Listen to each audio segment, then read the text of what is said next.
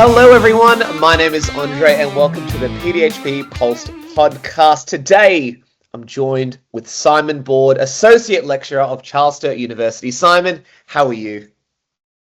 I'm great, Andre. Thanks for the opportunity to have a chat. Look, it's been a busy time of term and we're all pretty hectic, but look, I'm pretty excited to have a chat. Oh, Simon, thank you for the time because you are a busy man with everything that you're doing now. Simon, you've gone a different direction now. You were head of PDHPE rather at a school. You did that for many years, and now you've moved into the space of lecturing. Tell me about that journey. What are you doing at the moment now? Yeah, Andre. So I'm actually in a associate lecturer role. So it's hard, isn't it? Like as a PE teacher, you have your career, you have your aspirations, and I've tried different things, to be honest. Like I've actually experimented with a director of sport and this, that, and everything else. And I finally landed where I feel like my passions are really satisfied. So, it's been a journey, and for everyone out there, like I think the thing you have to do is find your passion, find the thing that you really want, and go for it. But for me, I'm associate lecturer at Sturt University, which is a fabulous university because you can do it from home, which is what I do, lecture from home. I do attend some of the campuses because they've got campuses all over, from Griffith, Port Macquarie, Albury, Bathurst, you name it, they've got a campus. And the beautiful thing about Sturt is that often the kids that go there are the first in families to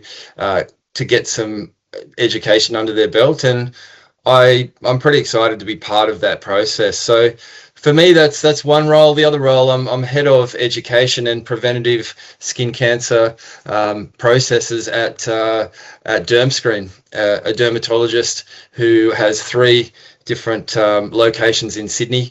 Dr. Philip Tong is my boss essentially, and he's an amazing innovator in what he's doing in that space in terms of dermatology. And we've been working together for a while, just brainstorming. He's very passionate about getting out there and caring for young people, and as I am. So, we sort of mashed together about 5 years ago, and stuff's happened.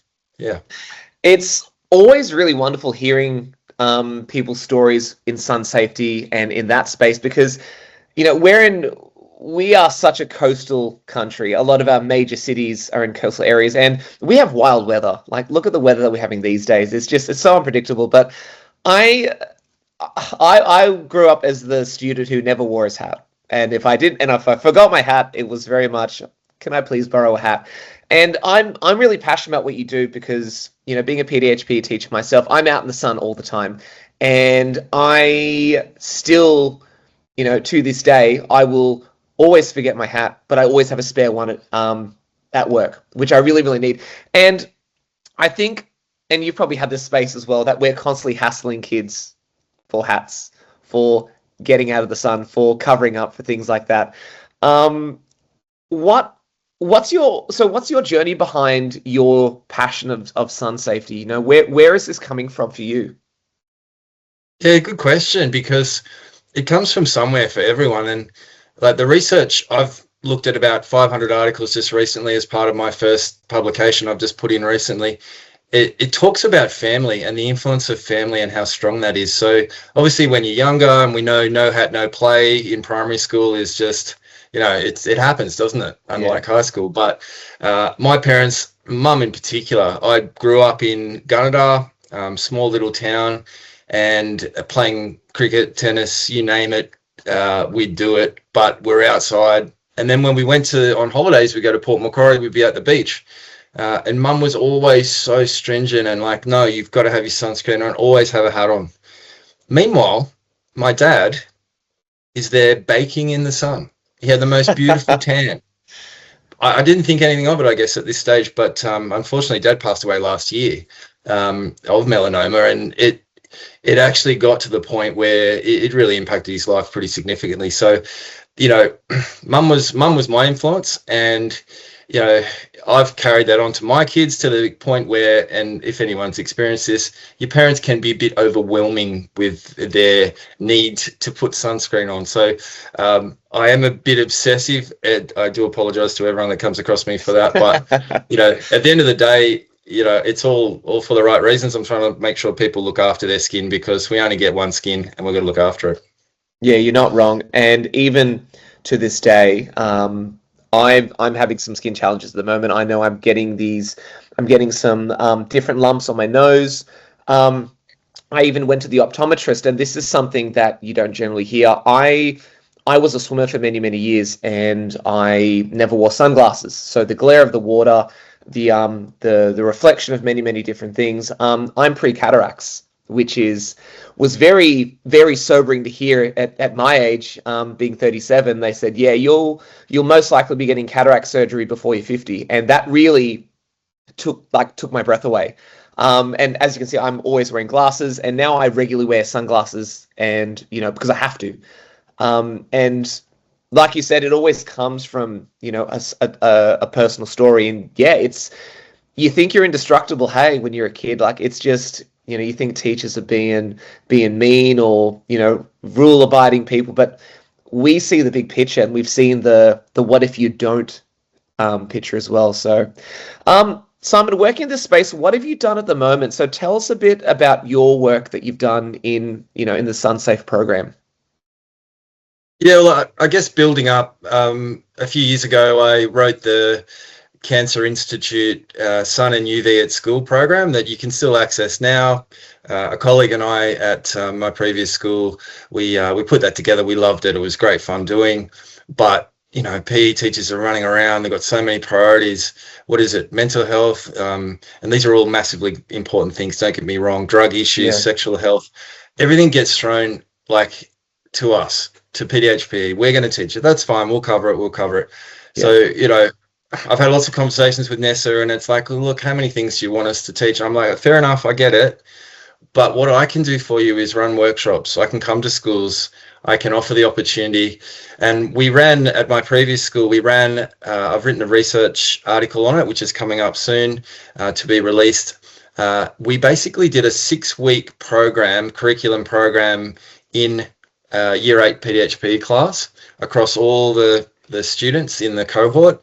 And then we backed that up with a 2-hour workshop. And that was designed by kids. I said to the Year 8s, and they were all girls in this situation, I said, look, guys, what are we going to do here? Like, I've got this idea. How are we going to get it across to everyone and make it work? And they're like, well, what we need to do is don't talk at us. Don't just do PowerPoints. Like, get stuff that really engages us. And so I came across Anne Gately put out this book called Sunburn. If you haven't read it, it's fabulous. Unfortunately, she went through the experience to write it, that gave her the opportunity to write it. But she ended up with stage 4 melanoma, riddled through her body. She was driving to the Central Coast, and she was unaware. She had a melanoma cut out of her back, because she was a swimmer too, ocean swimmer down on the eastern suburbs there. Loved it. But driving the Central Coast to a friend's place after she had the melanoma cut out, and she said, I just feel sore all through my body. And they did a scan of her, and she had basically melanoma and cancer riddled through her spine all the way through. And you see these dots in the book, and you're like, how on earth are you still here? So Georgina Long did immunotherapy with her, which has been a groundbreaking approach to dealing with cancer, and she's here today, Anne Gately, and she's having checkups but in amazing condition. So we used that, I guess, a long story short, we used that story, that book, as part of the syllabus. So I'd have kids reading a few pages saying, talk to us about Anne Gately's childhood. What did she do? And then what was it like when she went, and had to have the treatments? She used to get terrified about going in the machine and getting the scans done, because it's really claustrophobic, and the reaction of the immunotherapy was really difficult on her. And then how did you tell your family that you had a certain period of time to live, which is what she was told. So Anne's been quite amazing, and her book is incredible to read. It's really well written. It's very user friendly for that middle school age. So that was a big part of what I thought would get the kids across the line in class. We also had some really, really engaging PowerPoints that we designed. Some we used from the Cancer Institute curriculum we put together. Others were from people that we'd met along the way, and Kirsty Fitzpatrick is one of those. She's a Channel 7 reporter from Canberra, and she is awesome. And she essentially, at 19, she had a cancer, a very difficult and rare cancer. And since then, she's had 22 operations, and wow, she's been on quite the journey. So she comes along at our workshops and she talks about her experience, and then we'll show a TikTok and say, look, you know, if we look at that TikTok example and they're talking about using an app to tan for longer, what does that mean? What does tanning mean? Do you realize that's the melanin coming to the surface of your skin, changing the color to protect it? And they're brown spots that we'll see and you won't see for another 20 to 30 years. But when they come to the surface, you know what? It's actually could be quite significant. So we're able to bring through a number of presenters the kids' ideas. So we've got another lady who designed a UV camera. We now use a portable one that plugs into a phone.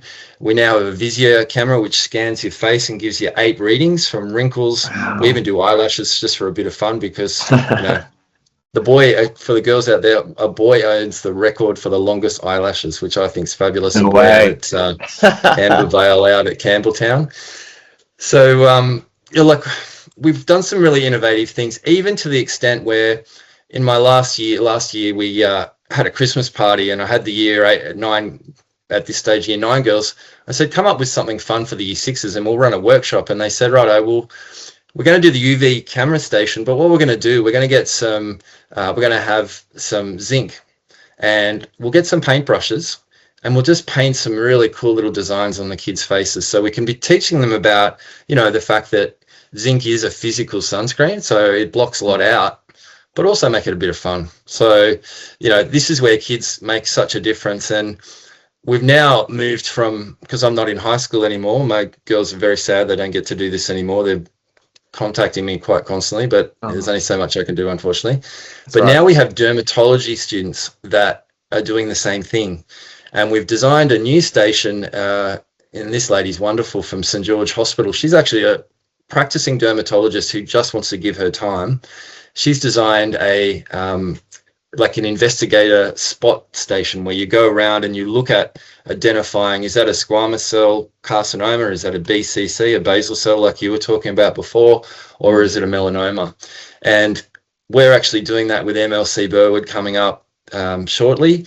And even to the extent we've got a student that's vision impaired in that group, and we're actually making models of different types of BCCs, SCCs, so that student can actually touch and feel and get an idea of the diameter, the different roughness, the different feeling.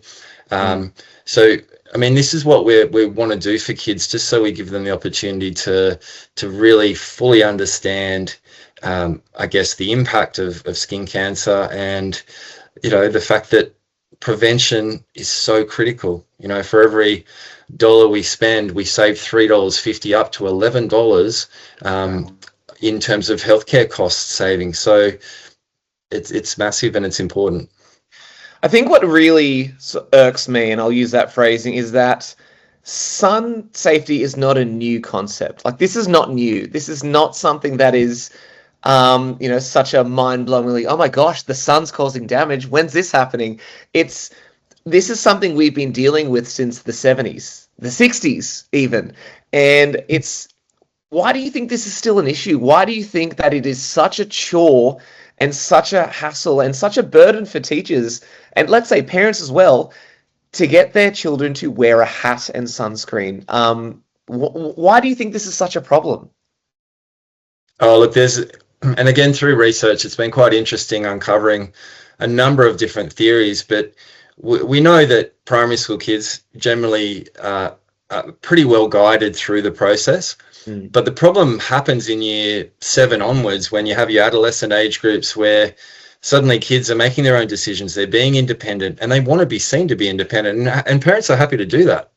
And parents actually go to the other extreme. They almost pull back a bit and just let them go. And it is a difficult age, let's face it. Anyone with adolescence knows that it's not like they're agreeing with everything you're saying. In fact, it's completely the opposite. So the amount of conversations we've had about that, but it's this knowledge behavior gap, Andre, that's massive. So research tells us that 80% of students have good knowledge about sun safety.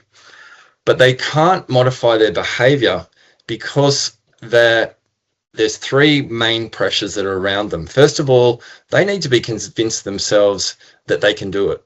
Second of all, they need to have their peers accepting that process. And then they need to process all that information and go, all right, I actually feel like I'm supported by my peers and also the school to make this decision.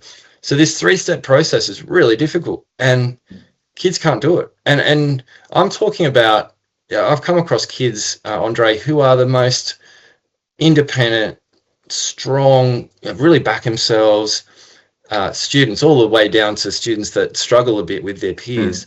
But those that are strong and powerful, it's very hard for them to go against the grain. You know, I've had girls up on the oval sunbaking, and obviously the tan look, you know, ever since it was made famous in the 60s, that tan look, it's a sign of wealth, it's a sign of success, it's a sign of, you know, looking good.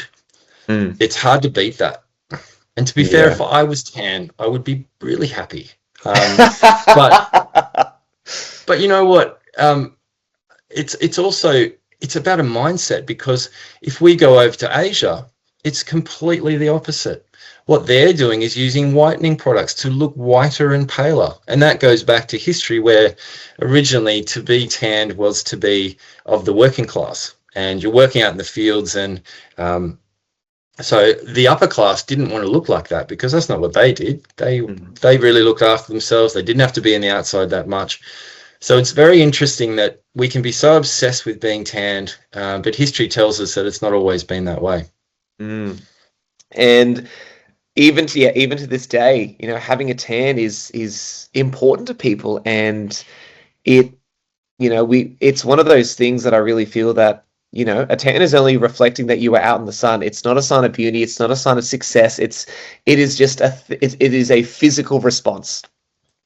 When it comes to sun safety, what do you think, in your opinion, that we can do a bit better in schools? Because you would have seen a breadth of research, and with your experience as an educator as well, you would have seen some schools do it really, really well, and some schools that can build on ideas. What are the successful schools doing with sun safety programs and getting their students to adhere to these, you know, sun safety protocols, wearing a hat, staying in the shade, even putting on sunscreen, things like that? Yeah, look, I'd love to report there's a lot out there, but there's not. This is a ridiculous thing about it. When I have seen it successful, and I'd say the school I was at, because the students led it, it became more successful. We brought in dispensers on the oval, and girls would come and tell me when it ran out.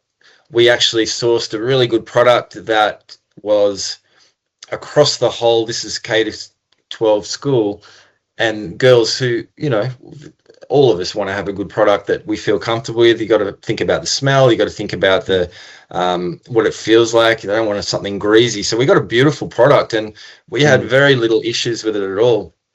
So we actually had a good culture. And I had one of the girls who was, you know, very attractive, very tan, and she said, she was part of the committee, and she said, look, Mr. Board, I used to always think that not think about going outside, and I'll just never wear sunscreen. But now that I know what's happening underneath my skin, I've changed, and she will wear sunscreen every day. She'll put it on, and because she was going out to other schools, and she was part of the group doing, because one of the stations we do is a 3-step routine. So we've had the dermatology nurses teach the girls, okay, when you have 3 steps, and these 3 steps are absolutely critical. We cleanse, and then we go through and we put on a sunscreen, and then we'll use some form of moisturizer. That's it. And we do that, you know, morning and night. And the kids basically, we had access to L'Oreal products and Avene, a couple of companies that got on board, and they loved that because the products are great. But they were taught that it's about simple products. It's not about complex products with lots of complex additives. It's about you doing some simple, regular things. You have to clean off the day off your face. You've got to make sure your pores are clear, because that's where we start to have issues with adolescents. It's enough because their oils are there and there's so much going on from a hormonal perspective. But the best thing they could do is obviously eat well, but also clean their face, and do that in a way that's not very abrasive, a nice gentle cleanser, and having some really good moisturizers as well, and obviously putting SPF on.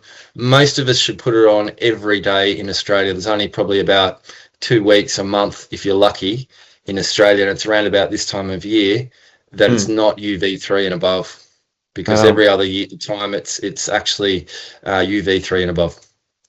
Even getting out of the mindset of, even if it's cold, there's still the UV rating as well. And, you know, that's where a lot of issues I see as well from students that go on ski camps, ski trips. They come back and they're burnt, and they're wondering why. What I was quickly wanted to touch on, Simon, is that when the students see themselves in the physio and they do that test, what is their initial reaction when they see what they're seeing and what you're trying to show them? Are they shocked? Yeah, absolutely. And I'll give an example of an Indigenous student that has the most beautiful dark skin, and it was absolutely gorgeous. And she's like, no, don't bother. Before I put her face under and all it is 3 flashes, and then these 8 images come up. And so we showed the images, and she was shocked because underneath the skin, she didn't realize that there's what we call brown spots. So that's where the melanin's coming to the surface to try and protect the skin. And that's going to show up 15, 20 years time. That damage is going to come through to the surface and could lead to skin cancers. And it's another interesting fact we share with the kids. It's like, if you have genetically, you have a darker skin, you think, well, I don't need to worry. But the reality is, when you have a darker skin, often it's caught by dermatologists much later, and the prognosis is a lot worse because you don't notice it.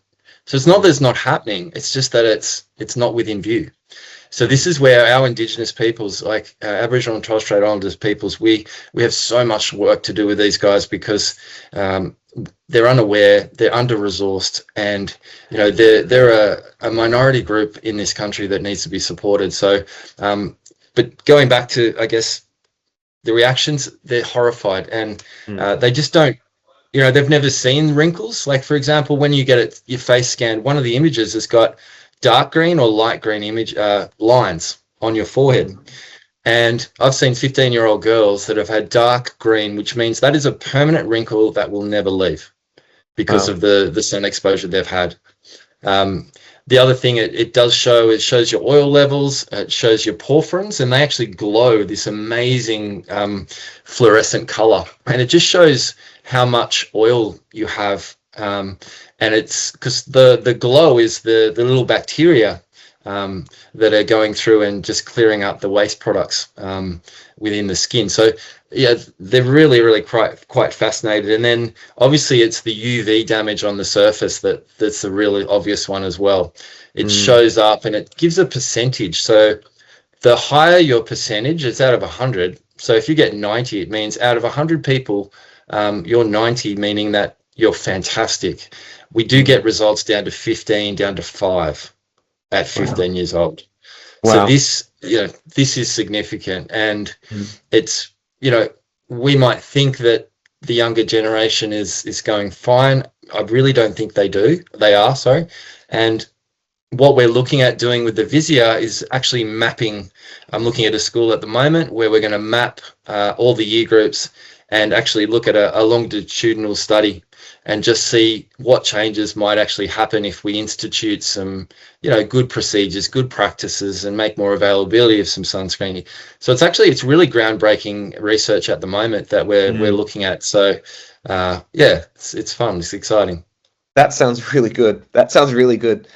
When it comes to teenagers, I don't have kids yet, but I don't know about you, Simon, but we may have all the answers as parents and teachers and things like that, but we're boring. We're not compelling. We're not like social media. You know, our favorite influencers haven't said this, blah, blah, blah, or such and such on TikTok said this.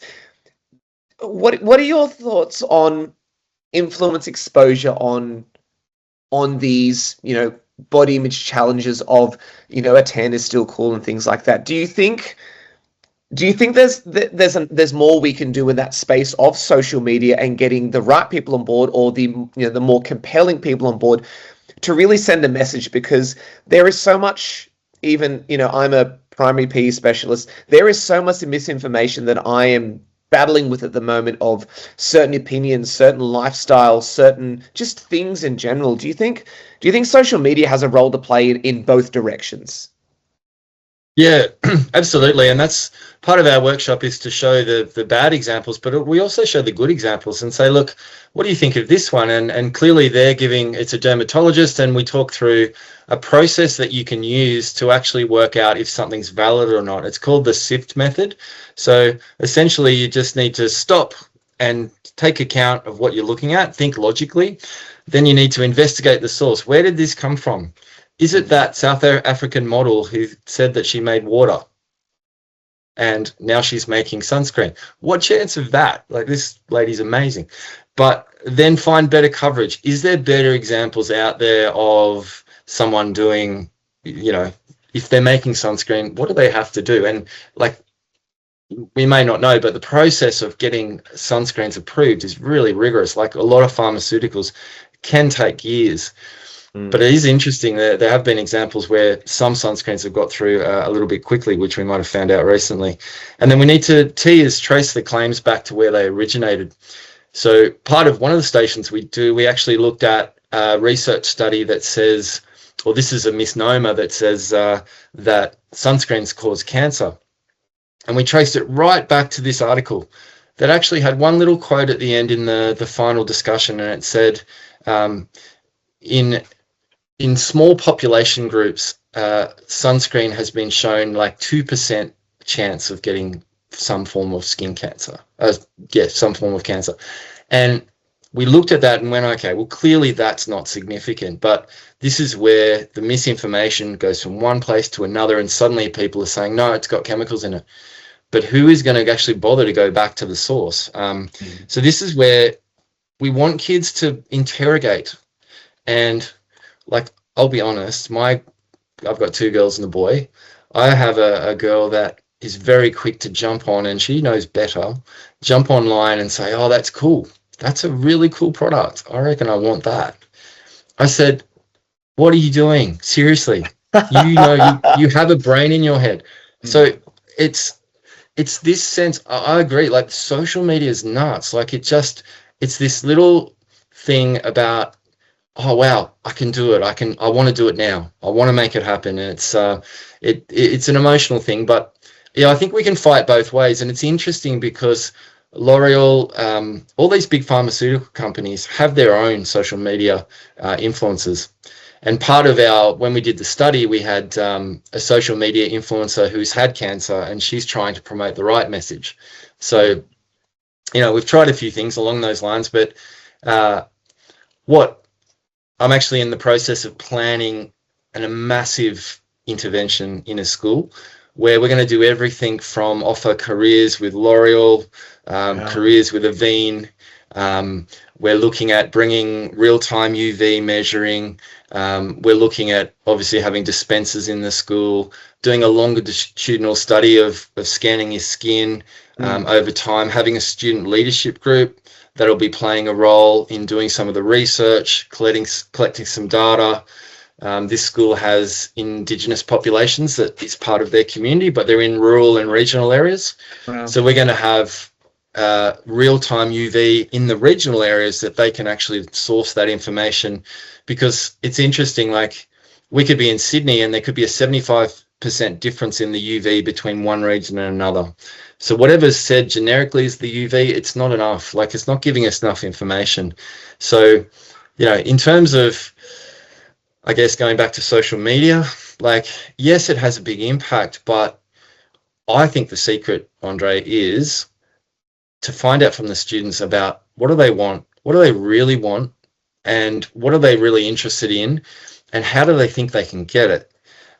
Because if we work against them, it's never going to work. And I've had some wonderful student leaders that have just not only have they been a good influence on their peers, but I actually think they'll end up in a career in the medical field because they've suddenly researched, found it interesting. They're finding they're having an impact on their friends.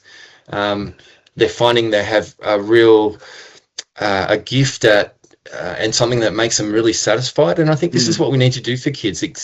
Give them options of careers and ideas that are out there. So I think we can turn social media into a real positive just by the way we frame it. And I think we frame it through our young people.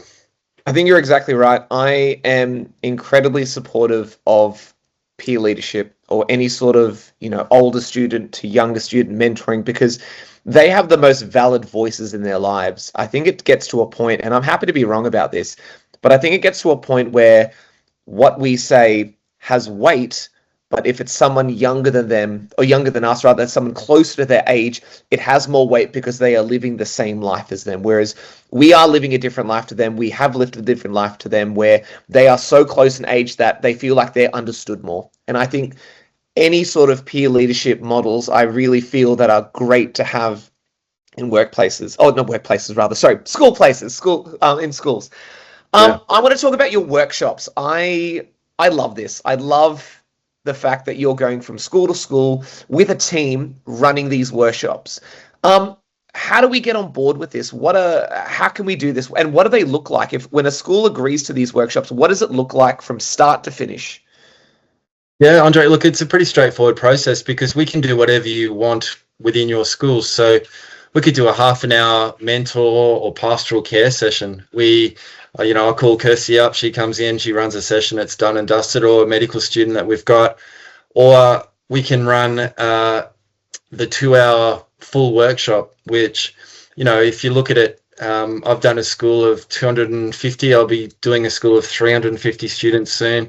It means that we'll split the group into two, and one will do the lecture with Kirsty and with the social media, and then we'll have a number of stations, so a minimum of 5 stations, and they'll have about 10 minutes at each station, and we'll have medical students running those stations. So generally those stations would be the Visio, doing the skin analysis, then you'd have the UV camera. Then we have the escape room. We call it the escape room, where you use the SIP method to solve the problem and as quickly as possible. And we've got a little timer going there. We'll do the 3-step routine, where we'll have all the L'Oreal products and Avene, depending what's going on.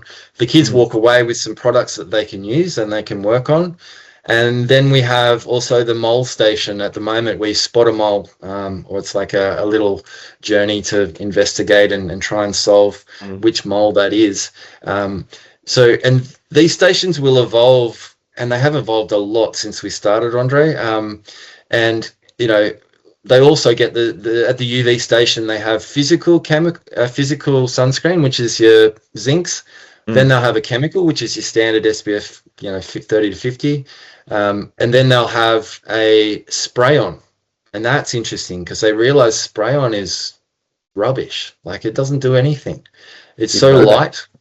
Yeah, it's so light. It can't actually get the consistency that you need. And you have gaps all over your skin. So it's like, you could spend a lot of time spraying, and like a lot of time you might get it to work, but essentially it's a quick solution for something that needs to be more comprehensive. So as they're putting the sunscreen on, they can see it through the UV camera on the mobile phone, and it's jet black. So you see all the spots that you miss. Wow. And for instance, I end up with a squamous cell carcinoma on my neck. Mum was very supportive of me and, making sure I was wearing all my stuff. But the one bit I missed was my front of my neck. It's not somewhere you think of. So, and that, for everyone, if you ever come across a spot you're not sure about, go and get it looked at by a dermatologist as soon as possible, because mine within a week had tripled in size and was becoming terrifyingly irregular and doing everything that I didn't really want it to be doing. Gosh, so even I'm feeling that right now. Gosh. Oh, yeah. And I guess that was a big wake up call, because the thing that everyone I speak to, and people have had people that have passed and all those sort of things, you wake up in the morning and you don't have skin cancer. You get it diagnosed, and you go home and you do have skin cancer and your life's changed in that moment. So Yeah. everything we can do now, like to prevent that to happen, to stop happening, like we need to get onto it, because prevention is so much more, so much better than cure.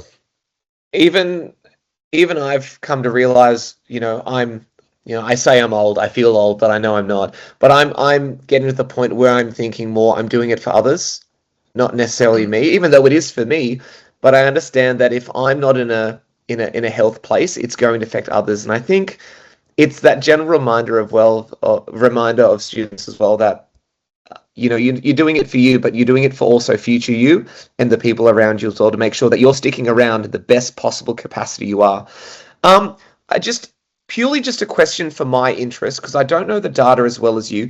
Is there a difference between sunscreen usage between men and women, or teenage boys or teenage girls? Is there one group that that are using more sunscreen than the others? If I was going to throw in a general assumption, I would think that boys need to put more sunscreen on than the girls. Or am I wrong?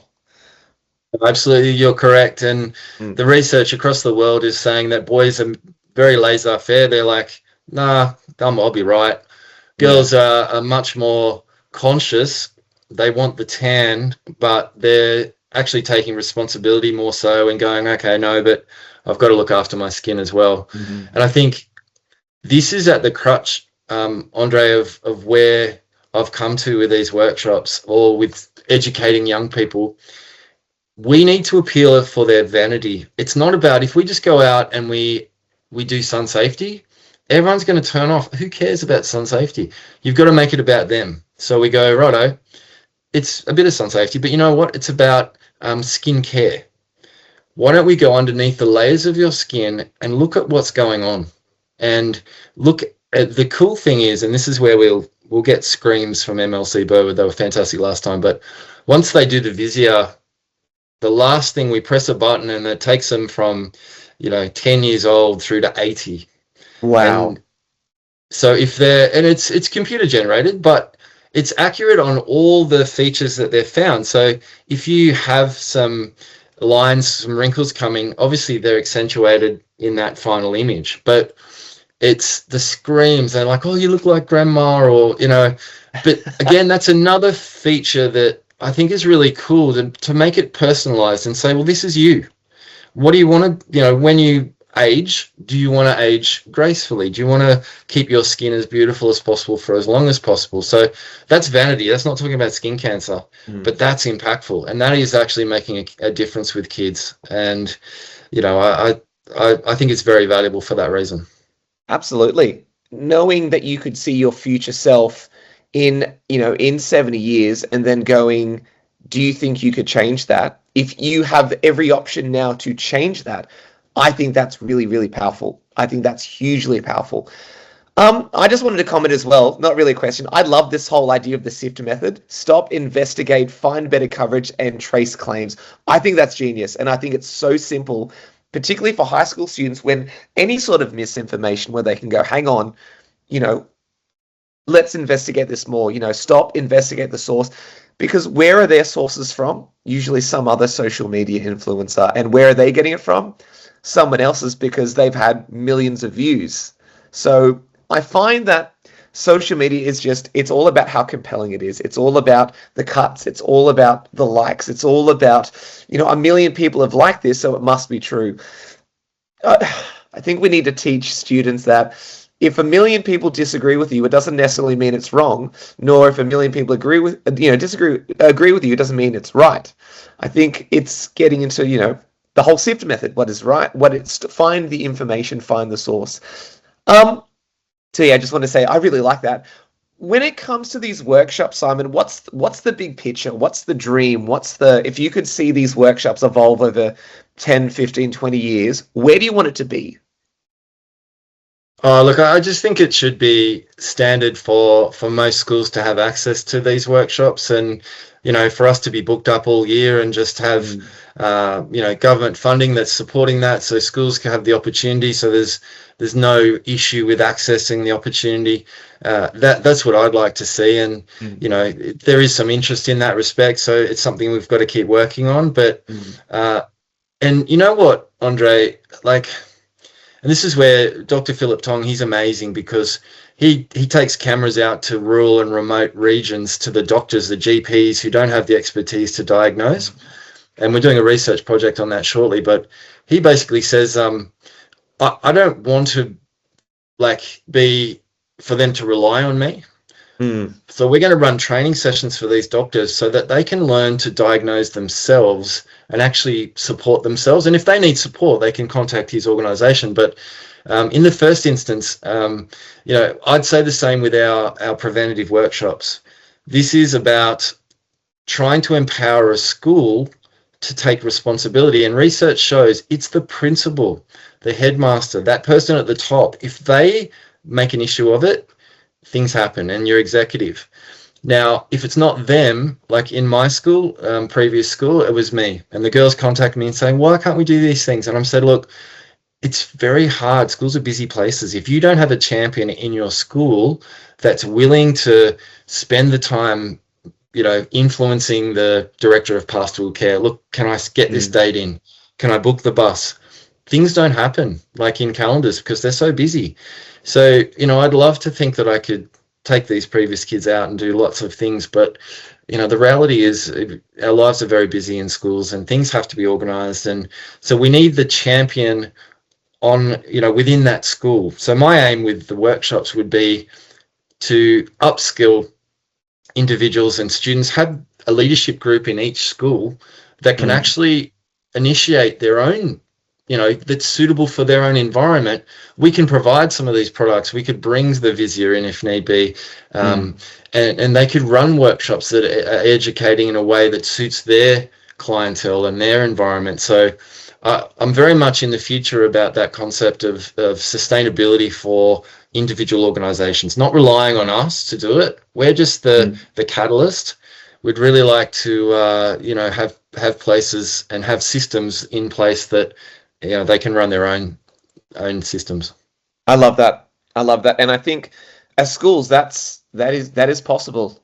We just have to put it at the forefront and say, this is our goal. Looking at the time, got one more question for you, Simon. Let's say you've had a group of students and they've sat down and they've done the whole workshop. What is the one thing you want them to take away from that workshop? If there's any message you want to really, really highlight, what is the one thing you want them to really stick with in their memories?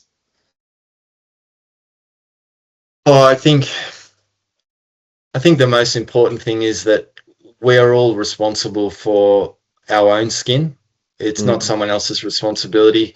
You need to decide that it's something you want to do. And despite what social media is saying, despite what your friends are saying, and the thing is, it's cumulative. And even going out in the sun when it's 22 degrees, they say it's 3 times more chance of damage when we haven't been out there for a while. But if we can just take responsibility for every moment, putting sunscreen on the days that it is UV3 and above, and being supportive from a school's perspective, if you're a leader in a school, hats are tough. I'll admit, I've been through a journey with hats. We need to have new school builds that have shade designed. We need to have more shade for our kids because it's only getting hotter. UV is looking at increasing up to 10% each year. This is not going away. We've got a El Nino, coming up that's going to be like a drought for the next couple of years potentially. Wow.